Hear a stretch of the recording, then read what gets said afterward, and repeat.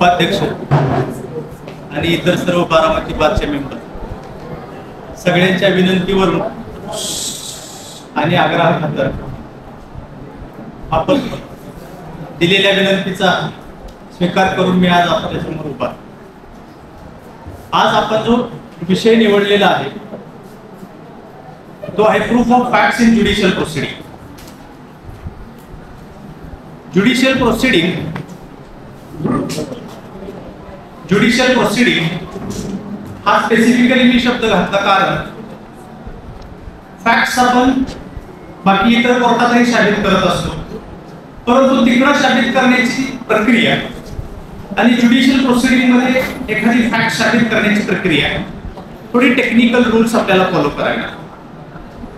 आणि बेसिक जर का आपण बघितलं कुठल्याही प्रोसिडिंगचं, सिव्हिल असू दे, क्रिमिनल असू दे, रेव्हेन्यू असू दे, आर्बिट्रेशन प्रोसिडिंग असू दे, ह्या सगळ्या प्रोसिडिंगचा हेतू एकच असतो, तो म्हणजे काय, कोर्टासमोर जे काय फॅक्ट्स आले, कोर्टासमोर जे काय डॉक्युमेंट्स आले, कोर्टासमोर जो काय प्रॉसिक्युशन दाखल केलेली चार्जशीट असेल, प्लेंटिफ दाखल केलेला दावा असेल, दाव्यातील कथने असतील, प्रतिवादीची WS, हे सगळं बघून कोर्टाला रॅशनल कन्क्लुजन काढायला. मग आता हे रॅशनल कन्क्लुजन कशावर आधारित असायला हवं याच्याबाबत दोन प्रवाह आहेत, मतप्रवाह.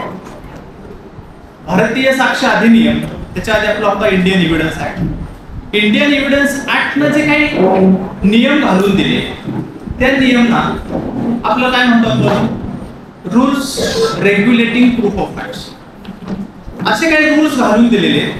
त्या रूल्स प्रमाणे आपण त्या फॅक्ट्स त्या पद्धतीने प्रूव्ह करणं गरजेचे आहे. जर का आपण त्या नाही केल्या तर जरी त्या कागदपत्राच्या स्वरूपात कोर्टासमोर असतील, court is not under obligation to consider it. म्हणजे आपण कोर्टाला म्हणू शकत नाही की साहेब हे तुम्ही न्याय निर्णयामध्ये घ्यायला पाहिजे. तर हे करण्यासाठी म्हणजे कुठले डॉक्युमेंट्स कोर्ट घेऊ शकतो, कुठले घेऊ शकत नाही, आणि त्याच्यासाठी आपण वकील म्हणून काय जबाबदारी पाळायला पाहिजे, हे आपण या लेक्चरमध्ये थोडं डिस्कशन करू. आता प्रोसिडिंगचे बेसिकली 3 ते 4 प्रकार आहेत. पहिला आपण घेऊया ज्युडिशियल प्रोसिडिंग्स. ज्युडिशियल प्रोसिडिंग म्हणजे कुठले proceedings which are conducted before the court.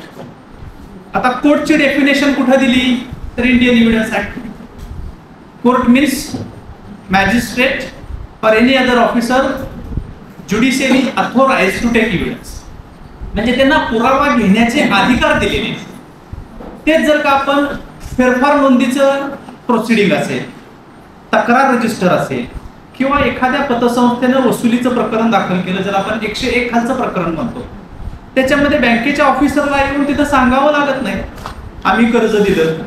तोच जर वसुलीचा दावा कोऑपरेटिव्ह कोर्टामध्ये केला किंवा तोच जर दावा दिवाणी कोर्टामध्ये केला तर त्या बँकेच्या ऑफिसरला कोर्टात येऊन सांगावं लागतं की असं असं लोन होतं.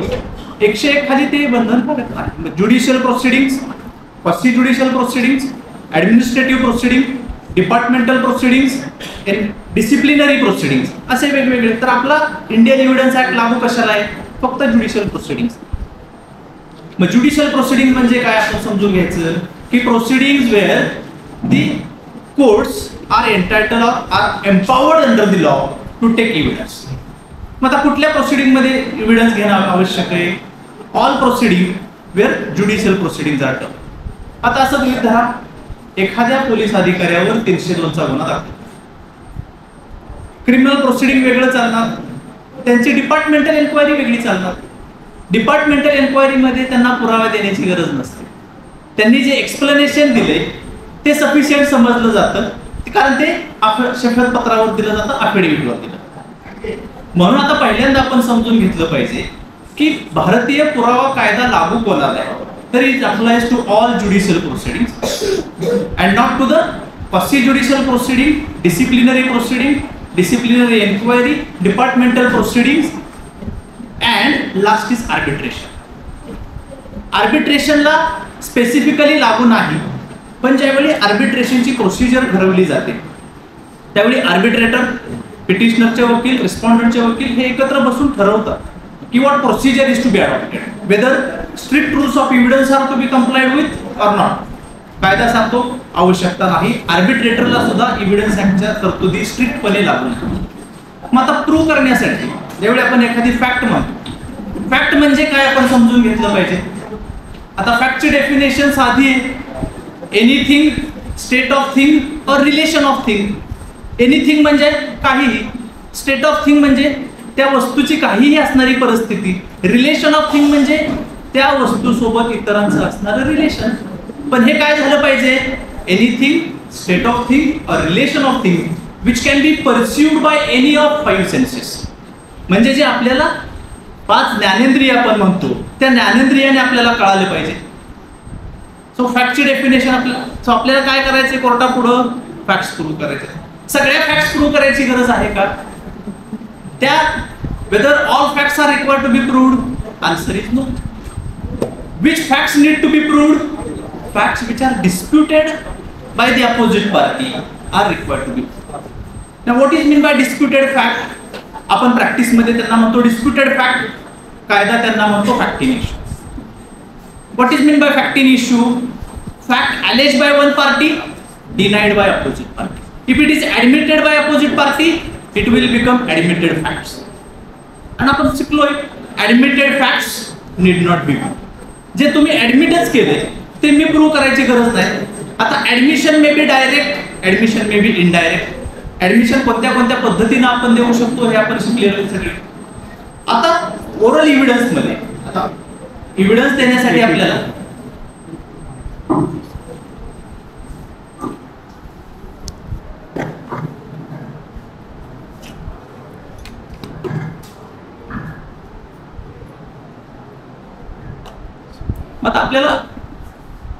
फॅक्ट्स प्रूव्ह करण्यासाठी आपल्याला काय आवश्यक आहे, पुरावा देणं आवश्यक आहे. मग आता आपण पुरावा कोणकोणत्या पद्धतीने देऊ शकतो, पुराव्याचे किती प्रकार आहेत हे पहिला आपण समजून घेऊया. पहिला प्रकार जो सगळ्यांना माहित आहे ओरल एव्हिडन्स. दुसरा प्रकार आहे documentary evidence. Oral evidence, documentary evidence. Documentary एव्हिडन्सचा दुसरा एक पार्ट आपण म्हणूया इलेक्ट्रॉनिक रेकॉर्ड. हे 3 झाले. चौथा घेऊया इनडायरेक्ट एव्हिडन्स और circumstantial evidence which is not applicable in civil cases, it is applied mostly in criminal cases. पाचवा प्रकार आहे real evidence. Real evidence means ती वस्तू स्वतःच, ज्या वस्तूने एखादा गुन्हा केला ती वस्तू स्वतःच एक पुरावा आहे. आणि शेवटचा सेकंडरी एव्हिडन्स म्हणजे जर का ओरिजिनल नसेल, ओरिजिनल डॉक्युमेंट आपल्याकडे नसेल तर आपण सेकंडरी एव्हिडन्स देऊ शकतो. मग सेकंडरी एव्हिडन्स मध्ये काय काय, आता आपण सुरुवात करूया ओरल एव्हिडन्स. ओरल एव्हिडन्स बाबतचा सगळ्यात सोपा नियम काय आहे, all facts may be proved by oral evidence. So कायदा काय सांगतो, every facts you are entitled to prove by oral evidence except the contents of document. म्हणजे जेव्हा डॉक्युमेंट येतं ओरल एव्हिडन्स सफिशियंट नाही.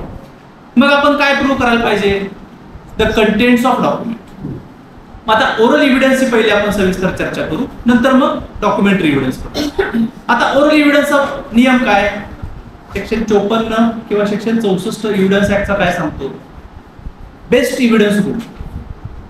कोर्ट काय सांगतं किंवा एव्हिडन्स ऍक्ट काय सांगतो, best evidence must be brought before the court. This is the basic principle of evidence act. Best evidence must be brought before the court. If best is not available, available best. When best is not available, we are entitled to bring before the court available best evidence. आता oral evidence बाबत सोपं तत्व आहे. Oral evidence, कुठला oral evidence best असेल, which is direct oral evidence. Direct oral evidence is the best evidence. मग what is the evidentiary value of hearsay evidence. प्रश्न येतो, मग हिअरसे एव्हिडन्स ऍडमिसिबल आहे का, आणि असेल तर कुठल्या केसेस मध्ये, नाही तर कुठल्या केसेस. आणि असा हिअरसे ओरल एव्हिडन्स इनऍडमिसिबल करण्यामागचा कायद्याचा हेतू काय. मराठीमध्ये आपल्याकडे अतिशयोक्ती अलंकार आहे आणि त्यात उत्तम छान उदाहरण आहे. त्यात असं सांगितलंय, दमडीचं तेल आलं, मामींजींची नाहणं झालं, सासू सारखं. भाऊजींची शेंडी झाली, मामांजींची दाढी झाली, उरलं तेल झाकून ठेवलं, लांडोरीचा पाय लागला, वेशीपर्यंत ओघळ गेला आणि त्यात उंट फुकून गेला. म्हणजे पहिली सुनबाई काय सांगते, आमच्या घरी दमडीचं तेल आणलं. दुसरी काय सांगते, सासूबाईंचं नाहणं झालं त्या दमडीच्या तेलावर. तिसरी काय सांगते की सासऱ्याची पण आंघोळ झाली, दाढी झाली. चौथी सांगते भाऊजींची शेंडी झाली. पाचवी सांगते राहिलेलं तेल आम्ही झाकून ठेवलंय. सहावी काय सांगते, तिला लांडोरीचा पाय लागला आणि ते तेल एवढं होतं की त्याचा ओघळ वेशीपर्यंत गेला आणि त्यात उंट पोहून गेला. म्हणून indirect oral evidence is inefficient. सांगायचं तात्पर्य काय की ज्यावेळी एखाद्या व्यक्तीकडनं दुसऱ्या व्यक्तीकडे एखादी गोष्ट नॅरेट केली जाते त्यावेळी त्यामध्ये अतिशयोक्ती करण्याची ह्युमन टेंडन्सी कायद्यानं विचारात घेतली. म्हणून कायदा काय सांगतो की oral evidence in all cases must be direct, indirect oral evidence is inadmissible. मग काय, जर का ओरल एव्हिडन्स असेल, हा प्रश्न क्रिमिनल लिटिगेशन मध्ये आणि सिव्हिल लिटिगेशन मध्ये येतो.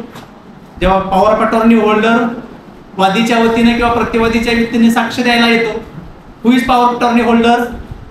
Is a person authorised by the person to depose or perform certain acts. मग जर का त्याला पर्सनल नॉलेज नसेल तर त्याची इव्हिडन्शियरी व्हॅल्यू काय?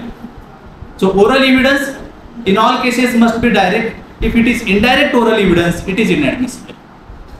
ओरल एव्हिडन्स बाबतचा हा अगदी सोपा नियम आणि साधा नियम आहे. कॉम्प्लिकेटेड नियम आहेत डॉक्युमेंटरी एव्हिडन्स. आता डॉक्युमेंटरी एव्हिडन्सचा जर का आपण प्रकार बघितले, डॉक्युमेंटरी एव्हिडन्सचा पहिला प्रकार आहे original documents, that is primary evidence आणि सेकंडरी एव्हिडन्स. प्रायमरी एव्हिडन्स म्हणजे काय? The document itself. Primary evidence means the document itself, तो दस्तच म्हणजे मूळ कागदपत्र. सेकंडरी एव्हिडन्स म्हणजे काय? त्याच्यावरून ज्या ज्या काही कॉपी तयार केल्या जातील किंवा मेकॅनिकल प्रोसेस वापरून ज्या ज्या पद्धतीने आपण तयार करतो त्या सगळ्या डॉक्युमेंटरी एव्हिडन्सला सेकंडरी एव्हिडन्स आपण म्हणतो. समजा एखाद्या केसमध्ये खरेदी खताची कॉपी दाखल केली, ओरिजिनल खरेदी खताची कॉपी असेल, ती प्रूव्ह करण्याचा मोड काय? आपल्याला काय सांगितलं, आपण काय शिकलो? In all cases facts can be proved by oral evidence in except the contents of documents. आता ते खरेदी खत साबित करायचे. खरेदी खत साबित केल्याशिवाय नुसतं कोर्टासमोर दाखल करून चालेल का? तर खरेदी खत साबित करायचं म्हणजे आपल्याला पहिल्यांदा 3 गोष्टी साबित करायला लागतील. First, existence of document. काय करायला लागेल? अशा प्रकारचं खरेदी खत अस्तित्वात आहे. How existence is to be proved? By production. जर का ओरिजिनल दस्तच आपण कोर्टात हजर केला, कोर्ट समजणार की ओरिजिनल दस्त हजर झालाय म्हणजे दस्त अस्तित्वात आहे. आता तो लीगल आहे, फॅब्रिकेटेड आहे, फोर्स्ड आहे, हा नंतरचा प्रश्न. एक्झिस्टन्स प्रूव्ह झाला. एक्झिस्टन्स प्रूव्ह झाल्यानंतर पुढची जबाबदारी आपली म्हणजे त्याचे कंटेंट्स प्रूव्ह करणे. नुसतं प्रोडक्शन केलं, कोर्टानं प्रोडक्शन अलाउ केलं म्हणजे आपलं डॉक्युमेंट प्रूव्ह झालं असं होणार नाही. कायदा काय सांगतो? You are under obligation to prove the contents of document. मग सेकंडरी एव्हिडन्सच्या बाबतीत काय रूल आहे? पहिला रूल डॉक्युमेंटच्या बाबतीत primary evidence must be proved. So primary document means the document itself. सेकंडरी एव्हिडन्सची आपल्याला व्याख्या माहिती आहे. सेकंडरी एव्हिडन्स मध्ये काय काय येतं आपल्याला माहिती आहे. जर सेकंडरी एव्हिडन्स मधला डॉक्युमेंट असेल, अपोजिट पार्टीने ऍडमिट केला, कोर्ट त्याला एक्झिबिट देईल. Document is not disputed document.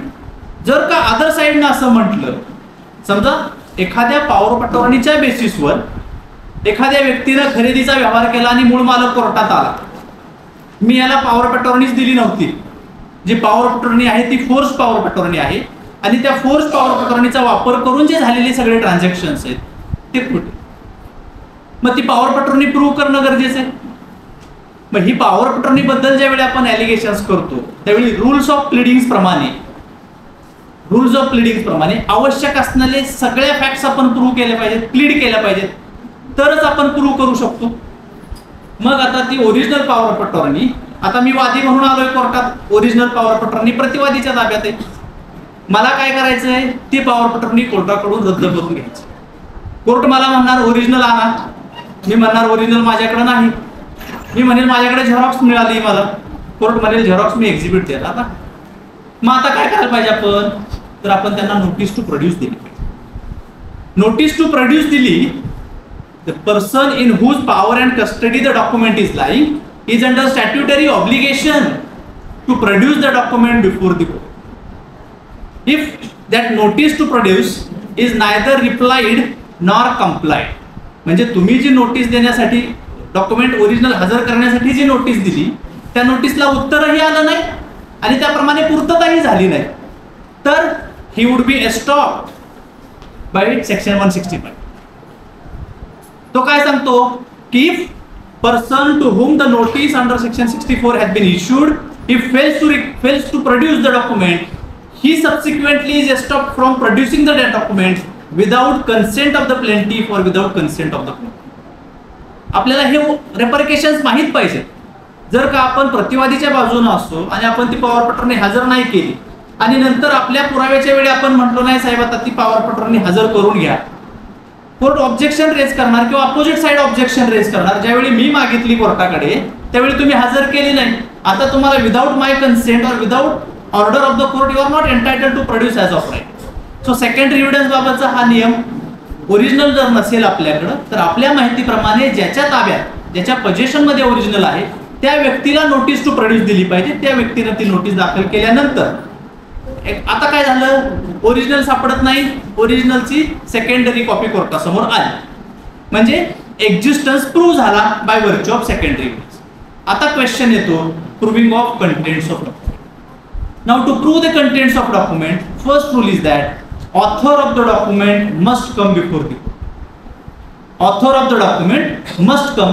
Now डॉक्युमेंटचा ऑथर कोण, जे दोन लोक देणार घेणार जे सह्या करतात त्या दोघांपैकी कोणीही एक आला तरी सफिशियंट आहे. आता डॉक्युमेंटचे कंटेंट्स कसे प्रूव्ह करायचे याच्यावरनं परत डॉक्युमेंटचे दोन प्रकार. पहिला आहे document of which attestation is compulsory, document of which attestation is optional. What is meant by attestation? Attestation is a process. आता कुठल्या डॉक्युमेंटला अटेस्टेशन कंपल्सरी, पहिले विल, दुसरे मॉर्गेज, तिसरे गिफ्ट आणि चौथं बॉन्ड. या 4 डॉक्युमेंटला अटेस्टेशन कंपल्सरी. अटेस्टेशन म्हणजे काय, execution of a document putting signature and thumb impression on the document by the author of the document in presence of the witnesses. त्या विटनेसेसला आपण काय म्हणतो, अटेस्टिंग विटनेसेस. आपण प्रोबेटचं पिटिशन ज्यावेळी दाखल करतो प्रोबेट प्रोसिडिंग, आणि आपण त्या प्रोबेट किंवा त्या विल प्रमाणे एक्झिक्युटर अपॉइंट केलेला असेल, म्हणजे एखाद्या माणसाचं विल आहे, त्या विल मध्ये त्यांनी सांगितले की या विल प्रमाणे कार्यवाही करण्याचं काम XYZ याचं आहे.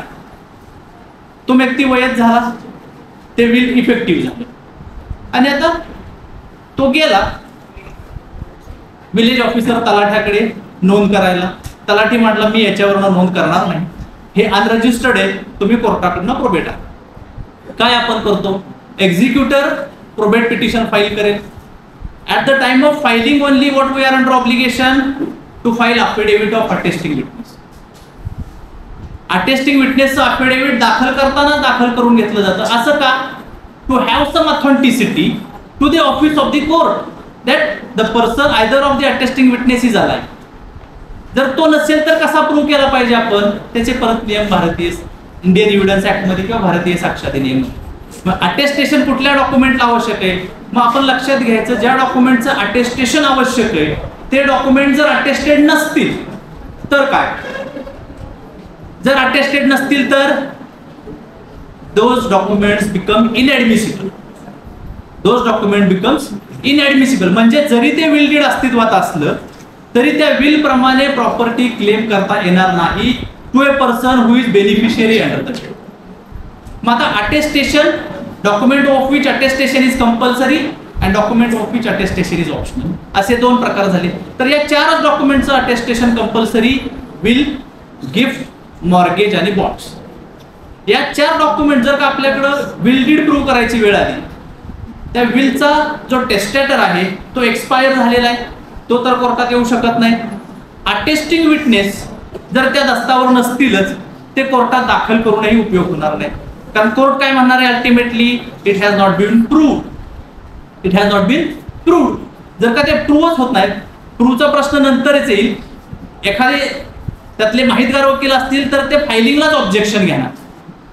ते म्हणणार डॉक्युमेंटचं फक्त प्रोडक्शन अलाउ करा, डॉक्युमेंट एक्झिबिट मार्क करू नका, ते साक्षीदाराला दाखवता येणार नाही. It is inadmissible in evidence. Now admissibility inadmissibility ह्या स्टेपला आपण नंतर येऊ. आता आपण फक्त एव्हिडन्सचे किंवा डॉक्युमेंटचे प्रकार बघू. पहिलं primary, secondary, attestation compulsory, attestation optional. तिसरा पब्लिक डॉक्युमेंट आणि प्रायव्हेट डॉक्युमेंट. पब्लिक डॉक्युमेंट्स कुठले documents? The documents which are brought into existence by public officer in discharge of his public function. 7/12चा उतारा. पब्लिक ऑफिसर 7/12चा उतारा is brought into existence by public officer. आता तो public ऑफिसरने तयार केला म्हणून एक्झिबिट काय झाला? 7/12 झाला. अँड 3 प्रकारचे ऑब्जेक्शन. आता आपण पहिलं ऑब्जेक्शन घेऊ. Objection to the insufficiency of the stamp. म्हणजे एखादं सेल डीड किंवा एखादं अग्रीमेंट फॉर सेल. आता परवाच आपलं बॉम्बे हायकोर्टाचं जजमेंट आलं की अग्रीमेंट फॉर सेल 100 रुपयाच्या स्टॅम्पवर असेल, इट इज इनएडमिसिबल. आता मग हे ऍडमिसिबल करू शकतो का आपण? आज काय झालंय? आज अग्रीमेंट झालंय, 100 रुपयाच्या स्टॅम्पवर झालंय, ते नोटरी झाले. मग आता हे आपण ऍडमिसिबल करू शकतो का? वेदर अग्रीमेंट मग आपल्याला काय करायला लागेल? त्या डॉक्युमेंट बाबत कायद्यामध्ये काय काय तरतुदी बघायला पाहिजे. पहिलं काय बघायला पाहिजे आपल्याला? ट्रान्सफर ऑफ प्रॉपर्टी ऍक्ट काय सांगतो? अग्रीमेंट फॉर सेल ओरल असं सांगतो का रजिस्टर असं सांगतो का रिटर्न असं सांगतो? तर त्यात 3 प्रकार आहेत. सेक्शन 7 काय सांगतो ट्रान्सफर ऑफ प्रॉपर्टी ऍक्टचा? की oral transfer, all property can be transferred orally. हा झाला general rule. Except where it is required by law to be reduced into writing. म्हणजे जनरल रूल काय झाला? आता ट्रान्सफर ऑफ प्रॉपर्टी ऍक्ट किती सालचा आहे? 1872. त्याच्यामध्ये अजून अमेंडमेंट आलेले नाहीत. त्यामुळं प्रोव्हिजन काय झाली? जर एखाद्या इम्युएबल प्रॉपर्टीची व्हॅल्यू 100 रुपयापेक्षा जास्त असेल, all such transactions are required to be registered. आता अग्रीमेंट फॉर सेल ज्यावेळी इनसफिशियन्सी ऑफ स्टॅम्पच्या ग्राउंडवर इनएडमिसिबल होतं, is there any provision to cure the defect? तर Maharashtra stamp act section 33, section 33A, section 34 read with section 35 and 37. आपण काय करू शकतो? जर वकील म्हणून आपल्याला तसा अंदाज आला की या डॉक्युमेंटवर 100% स्टॅम्प ड्युटी दिलेली नाही किंवा इनसफिशियंट स्टॅम्प आहे, आपण स्वतःच कोर्टाकडे अर्ज करायला पाहिजे to have impounding of the document. मग डॉक्युमेंट इम्पाउंड करून मग अपोजिट साइड त्याला ऑब्जेक्शन घेणार, कोर्ट ऑर्डर करणार. So insufficiency of the stamp is a curable defect in the document. त्यात काय होतं? कोर्ट इम्पाउंड करतं डॉक्युमेंट, ते डॉक्युमेंट कलेक्टर ऑफ स्टॅम्प्स कडे पाठवलं जातं. कलेक्टर ऑफ स्टॅम्प त्याच्यावर नियमाप्रमाणे लागू असणारी स्टॅम्प ड्युटी, नियमाप्रमाणे लागू असणारा दंड, हे सगळं भरून त्या डॉक्युमेंटला ऍडज्युडिकेट करून परत कोर्टाकडे पाठवलं जातं. म्हणजे insufficiency of the document that is removal, that is curable defect. So far as second defect is concerned, mode of proof expected by the law and followed by the parties. कायदा काय सांगतो? एखादं विल डीड असेल तर ते जोपर्यंत attesting witness कोर्टात येत नाही आणि कोर्टात येऊन सांगत नाही की टेस्टेटरनं माझ्या समक्ष सही केली, he was in sound disposable state of mind, तो जो काही करतोय ऍक्ट, त्या ऍक्टचे त्याला परिणाम माहित होते, कॉन्सिक्वेन्सेस माहित होतं, आणि हे सगळे माहित करून घेऊन मग त्याने हे विल पत्र तयार केलेलं आहे. हे जोपर्यंत तो अटेस्टिंग विटनेस कोर्टात येऊन सांगत नाही तोपर्यंत कोर्ट त्या डॉक्युमेंटला एक्झिबिट देणार. तोपर्यंत आता जर का आपण असं गृहीत धरू, प्रोबेट प्रोसिडिंग मध्ये एक्झिक्युटर कोर्टात आला आणि एक्झिक्युटरने ते डॉक्युमेंट दाखल केलं. कधी कधी लिनियंट व्ह्यू घेणारा कोर्ट त्याला एक्झिबिट पण देईल, लिनियंट व्ह्यू घेणारा कोर्ट त्याला एक्झिबिट पण देईल, पण म्हणून ते डॉक्युमेंट एक्झिबिट झालं का आणि ते प्रूव्ह झालं? कायदा काय सांगतो? Mere marking the document as exhibit is not sufficient proof of proof of the document. Exhibit झालं डॉक्युमेंट म्हणजे ते प्रूव्ड झालं असं होत we are entitled to raise this argument at the time of final. So second mode of proof of document, जे काही मोड सांगितले आता असं गृहीत धरा secondary evidence in case of electronic evidence. Section 65B चा कंप्लायन्स असला पाहिजे. जर सेक्शन 65B चा कंप्लायन्स नसेल तर electronic evidence would become inadmissible in evidence. मग तिथं काय करता येईल आपल्याला, तो डिफेक्ट क्युअर करता येईल. तो डिफेक्ट क्युअर करता येईल. तो डिफेक्ट क्युअर करण्यासाठी आपण ज्या अथॉरिटीने आपल्याला तो इलेक्ट्रॉनिक एव्हिडन्स दिला किंवा ज्या अथॉरिटीच्या कस्टडीमधनं तो इलेक्ट्रॉनिक एव्हिडन्स कोर्टासमोर आला त्या अथॉरिटीने 65B चा कंप्लायन्स केला की ते डॉक्युमेंट एक्झिक्यूट केलं. आता हे दोन आहेत, हे क्युरेबल डिफेक्ट्स आहेत. तिसरा जो डिफेक्ट आहे that is non registration of the document. एखादं document, so every document of a value of the property worth rupees more than 100 is required to be compulsorily registered. That is general. If by one or other count document could not be registered, whether we are entitled to cure this defect, the answer is no. Why? From the date of, so for that purpose we have to consider the concept of title under transfer of property. When title will pass on in favor of the purchaser upon compliance of statutory requirement. What is the statutory requirement for passing of a title in respect of immovable property worth more than rupees 100? There must be an instrument of transfer.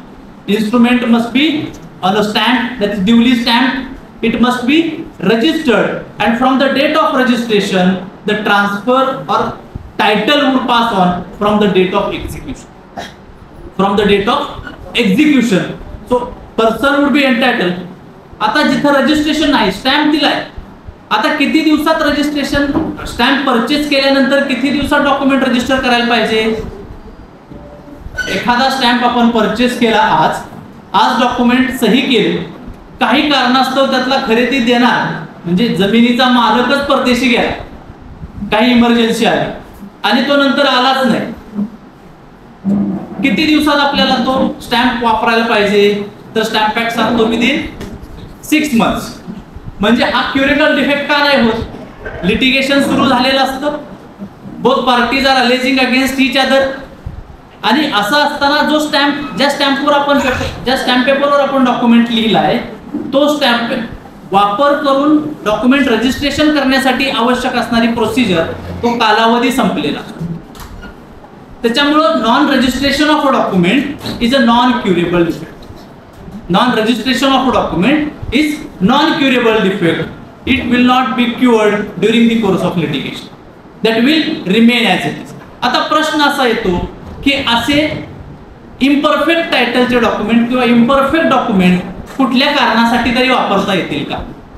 Weather those documents can be used for some collateral purpose. For some collateral purpose कायदा असं सांगतो those document cannot be used as proof of title. Proof of title म्हणून ते वापरता येणार नाही. However if person has acquired possession on the basis of that, it can be used for collateral purpose in the suits for recovery of, in suit for specific performance of the property. And section 49 काय सांगतो registration ऍक्टचा, document of which registration is compulsory, if not registered it becomes inadmissible in.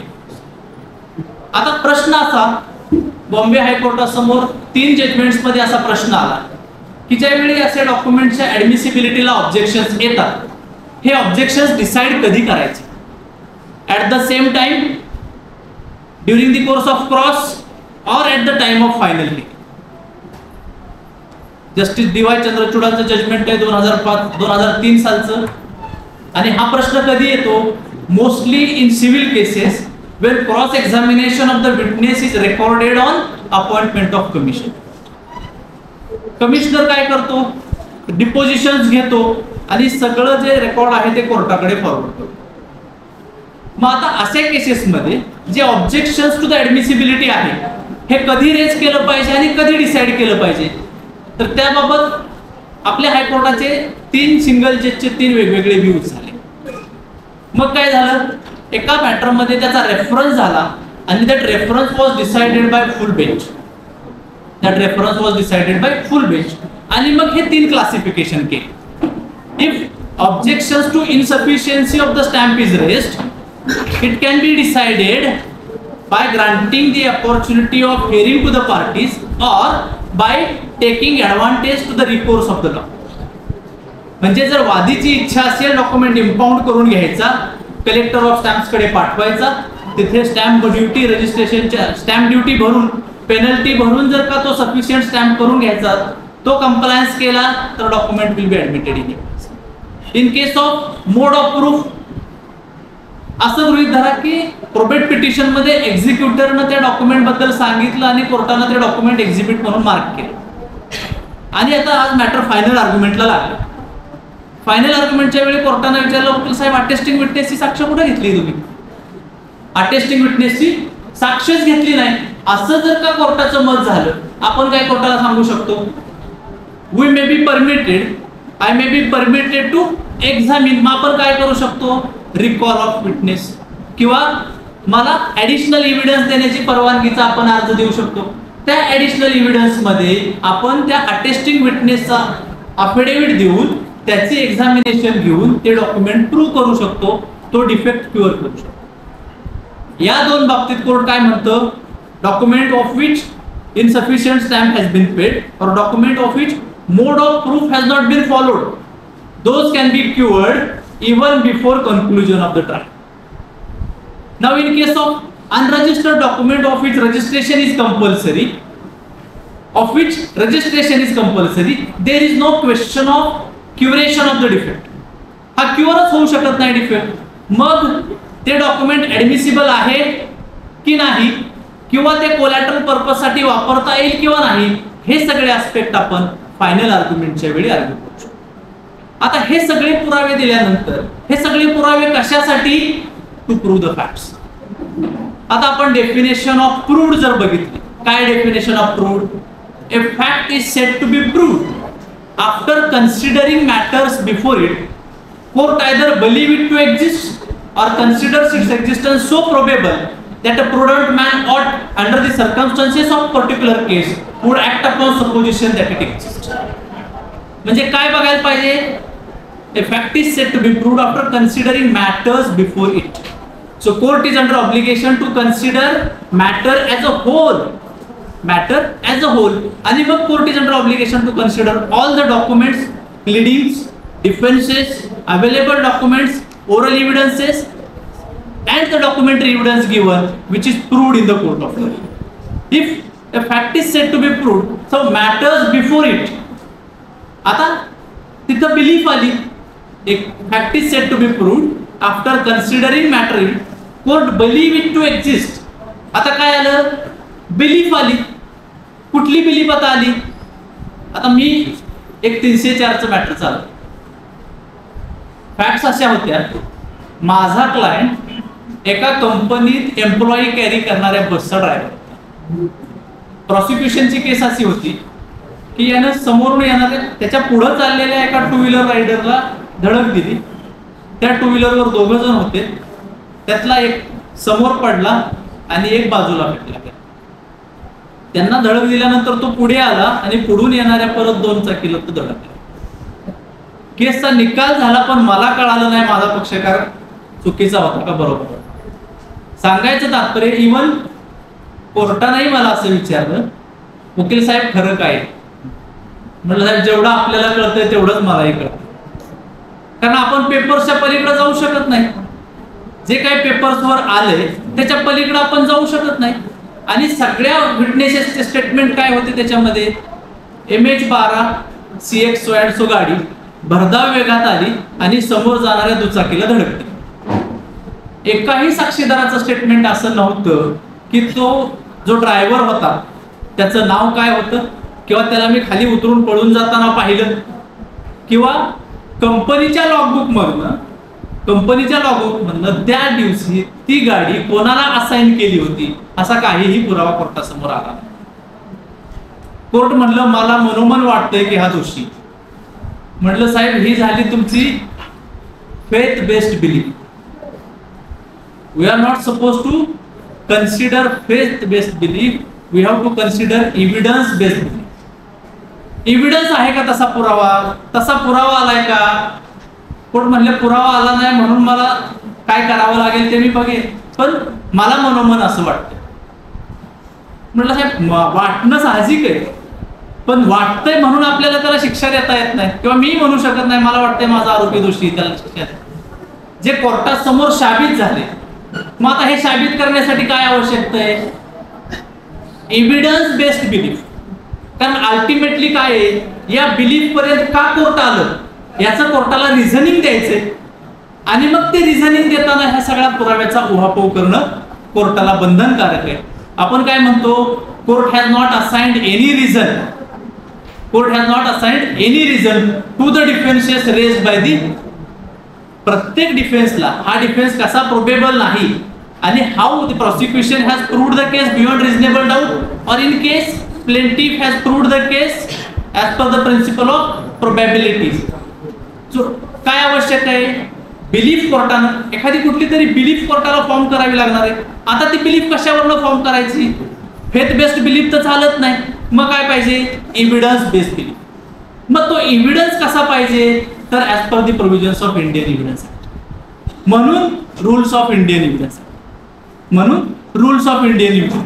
आता हे जर का सगळे आपण rules बारकाईने फॉलो केले, त्या रूल्स प्रमाणे जर का डॉक्युमेंट आपण प्रूव्ह केले, ओरल एव्हिडन्स त्याप्रमाणे घेतले, तर we would be in a position to say before the court, and court is under obligation to make a belief on the basis of evidence.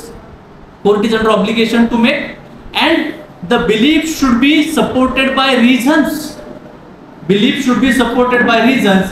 We call it as orders are supported by reasons. So reasoned orders, to pass a reasoned orders, there must be evidence, and evidence, unless it is given before the court by following these provisions of the law, court is not under obligation to consider it. आता मग आपण पुढे गेलं, थोडंसं evidence दिला. Evidence दिल्यानंतर एखाद्या document बद्दल काय प्रोव्हिजन्स आहेत हे आपल्याला पहिलं शोधणं गरजेचं. जसं आता आपण म्हणतो ट्रान्सफर ऑफ प्रॉपर्टी ऍक्ट मध्ये अग्रीमेंट फॉर सेल. आता agreement for sale when it is coupled with possession it amounts to conveyance. When it is agreement for sale and in pursuance to that no provision or no possession has been handed over, it is not amounting to conveyance. When it is coupled with possession, it amounts to conveyance and therefore requires registration. आणि आता जर का त्या registration न करता पोझेशन घेतलं असेल तर ते पोझेशन प्रोटेक्ट करण्याचा अधिकार आहे. अनरजिस्टर्ड डॉक्युमेंट आहे, अग्रीमेंट फॉर सेल एक्झिक्यूट झालं, सह्या केल्या, रजिस्टर करायला पाहिजे होतं, तरच पार्ट परफॉर्मन्स आपल्याला बेनिफिट घेता येईल. मग जर का अशा, मग आता प्रत्येक आपल्याला थोडेसे डॉक्युमेंट्सचे क्लासेस करायला पाहिजे. मग प्रायमरी डॉक्युमेंट्स कुठले? The documents itself. Secondary evidence मध्ये काय काय येणार? Xerox copy, photo copy, scan copy. हे सगळे हे कधी आपण देणार? When original is not available. Rule काय आपला एव्हिडन्स ऍक्टचा? Best evidence must be brought. When best is not available, or available best has to be brought. When proof of facts complies or makes it mandatory that court is under obligation to make a belief, we must provide sufficient material to the court which is admissible in evidence to form a belief. आता ही belief कुणाच्या अँगलला बघायची? From the angle of ordinary prudent man. From the angle of ordinary prudent man. Once it is proved, we are entitled to have benefit of it. If it is not proved, the case would fail. So submission, therefore, what I intend to convey is, if the document on which we are relying is not proved, court is not under obligation to consider it. So court is under obligation to make a belief based upon the matters before it, which also include, or one of the facet is the evidence. So all these aspects. Now I have circulated the notes. Wherein I have categorically tried my level best to provide for what is the object of Evidence Act, what are the judgments of the Supreme Court on the aspect of truth, and how court shall try to find out the truth. So by complying all these provisions, if we comply these provisions, we can say I have satisfactorily given the evidence to prove my case, that is disputed facts. So by applying the provisions of Indian Evidence Act, we are under obligation to prove the facts, and we are entitled to insist upon the court to say that, or to pass a reasoned order considering the fact that the faith is based upon evidence and not belief is based upon evidence and not belief based upon the faith. So these are the provisions which regulates proof of facts in judicial proceeding. I once again thanks all of you for granting me an opportunity to be here. Thank you.